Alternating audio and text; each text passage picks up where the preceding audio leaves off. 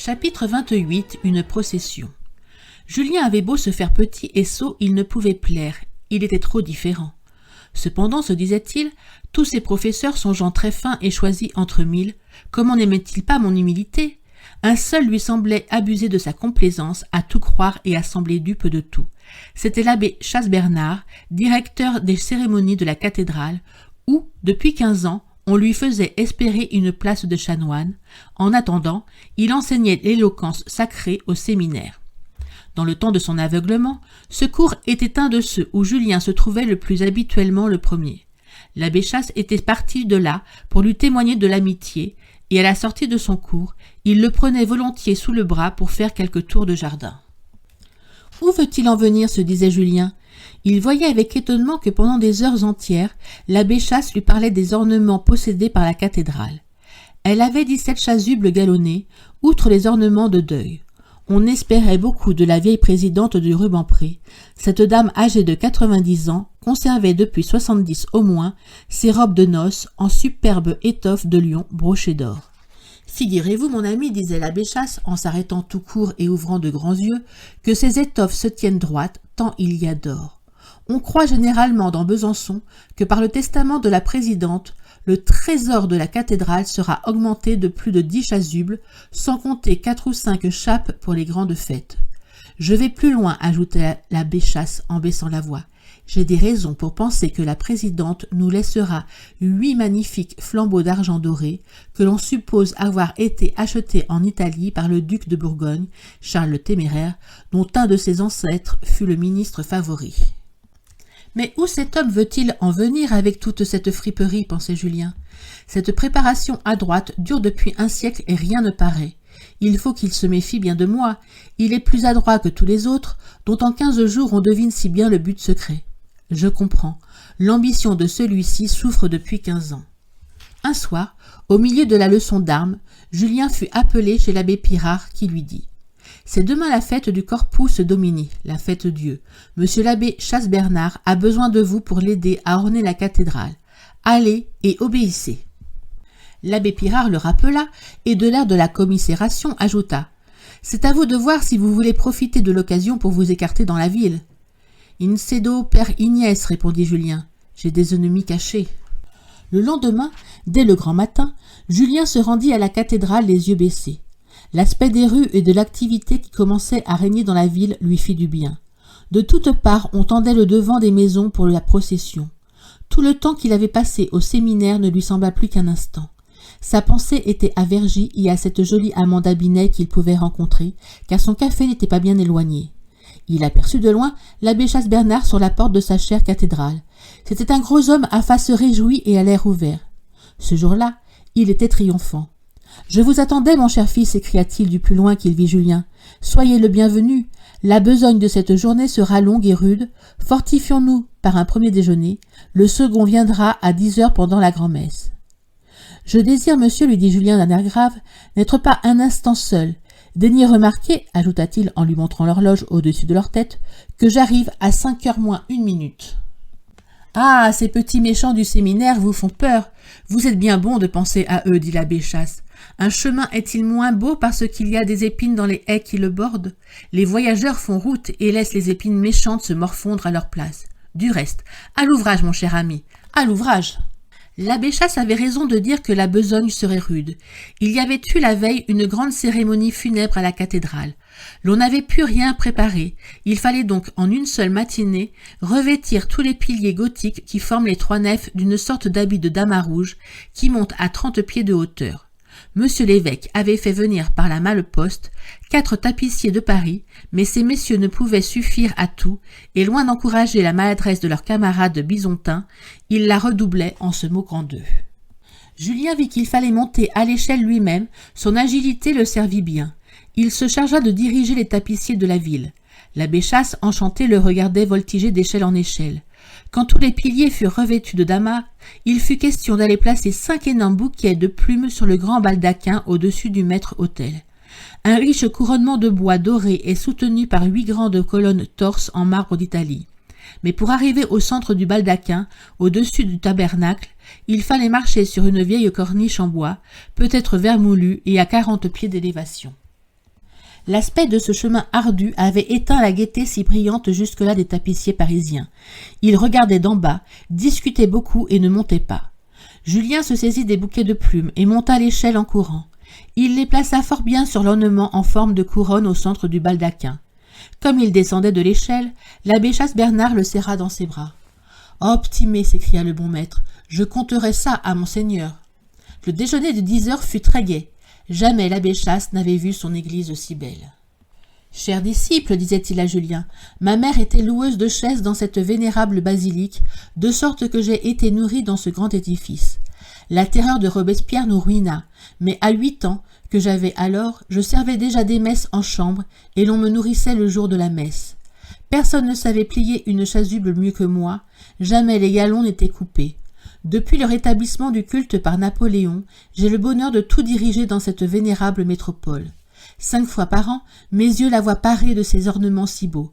Mais jamais elle n'a été si resplendissante. Jamais les lais du damas n'ont été aussi bien attachés qu'aujourd'hui, aussi collants aux piliers. Enfin, il va me dire son secret, pensa Julien. Le voilà qui me parle de lui. Il y a épanchement. Mais rien d'imprudent ne fut dit par cet homme évidemment exalté. Et pourtant il a beaucoup travaillé. Il est heureux, se dit Julien. Le bon vin n'a pas été épargné. Quel homme, quel exemple pour moi. À lui le pompon. C'était un mauvais mot qu'il tenait du vieux chirurgien. Comme le sanctus de la grand-messe sonna, Julien voulut prendre un surplis pour suivre l'évêque à la superbe procession. « Et les voleurs, mon ami, et les voleurs !» s'écria l'abbé Chasse. « Vous n'y pensez pas. La procession va sortir, l'église restera déserte. Nous veillerons, vous et moi. Nous serons bien heureux s'il ne nous manque qu'une couple d'aune de ce beau galon qui environne le bas des piliers. C'est encore un don de madame de Rubempré. Il provient du fameux comte, son bisaïeul. C'est de l'or pur, mon cher ami, ajouta l'abbé en lui parlant à l'oreille, et d'un air évidemment exalté. Rien de faux. Je vous charge de l'inspection de l'aile du nord, n'en sortez pas. Je garde pour moi l'aile du midi et la grand-nef. Attention aux confessionnaux, c'est de là que les espionnes des voleurs épient le moment où nous avons le dos tourné. » Comme il achevait de parler, 11h03 sonnèrent.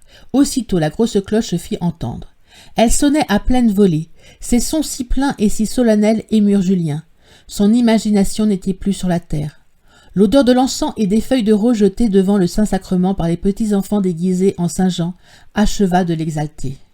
Les sons si graves de cette cloche n'auraient dû réveiller chez Julien que l'idée du travail de 20 hommes payés à 50 centimes et aidés peut-être par 15 ou 20 fidèles. Il eût dû penser à l'usure des cordes, à celle de la charpente, au danger de la cloche elle-même qui tombe tous les 2 siècles, et réfléchir aux moyens de diminuer le salaire des sonneurs, ou de les payer par quelque indulgence ou autre grâce tirée des trésors de l'Église, et qui n'aplatit pas sa bourse. Au lieu de ces sages réflexions, l'âme de Julien, exaltée par ces sons si mâles et si pleins, errait dans les espaces imaginaires. Jamais il ne fera ni un bon prêtre, ni un grand administrateur. Les âmes qui s'émeuvent ainsi sont bonnes tout au plus à produire un artiste. Ici éclate dans tout son jour la présomption de Julien. 50, peut-être des séminaristes ses camarades, rendus attentifs au réel de la vie par la haine publique et le jacobinisme qu'on leur montre en embuscade derrière chaque haie, en entendant la grosse cloche de la cathédrale, n'auraient songé qu'au salaire des sonneurs. Ils auraient examiné avec le génie de Barème si le degré d'émotion du public valait l'argent qu'on donnait aux sonneurs. Si Julien eût voulu songer aux intérêts matériels de la cathédrale, son imagination s'élançant au-delà du but, aurait pensé à économiser 40 francs à la fabrique et laisser perdre l'occasion d'éviter une dépense de 25 centimes.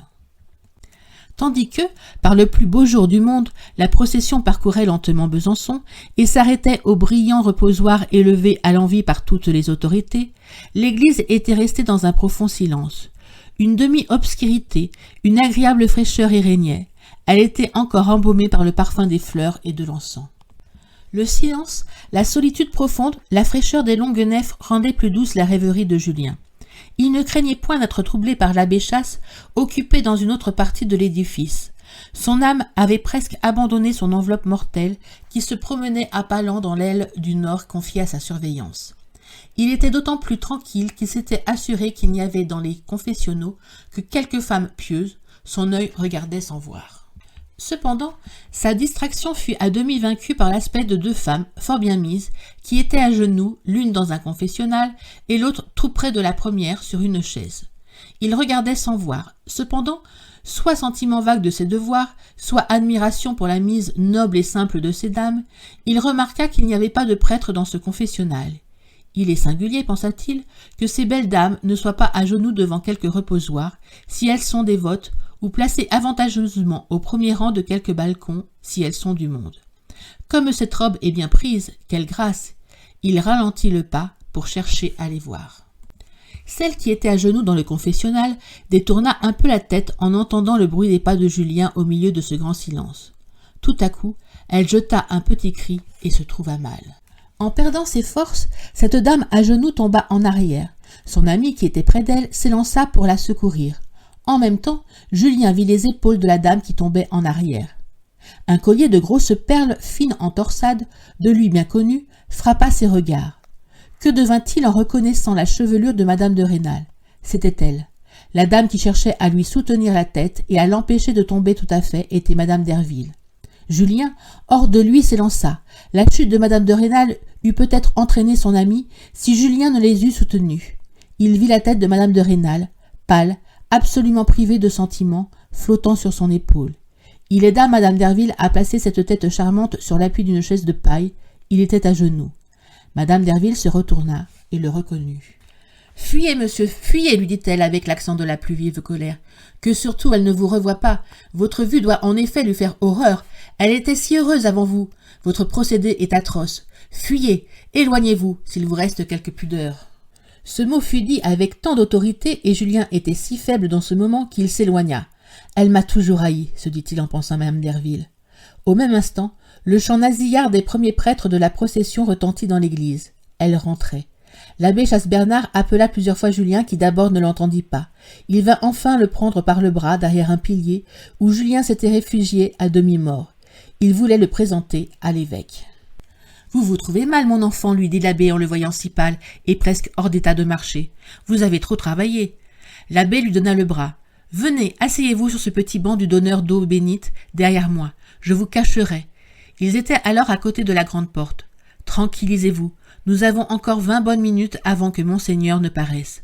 Tâchez de vous remettre. Quand il passera, je vous soulèverai car je suis fort et vigoureux, malgré mon âge. » Mais quand l'évêque passa, Julien était tellement tremblant que l'abbé Chasse renonça à l'idée de le présenter. « Ne vous affligez pas trop, lui dit-il.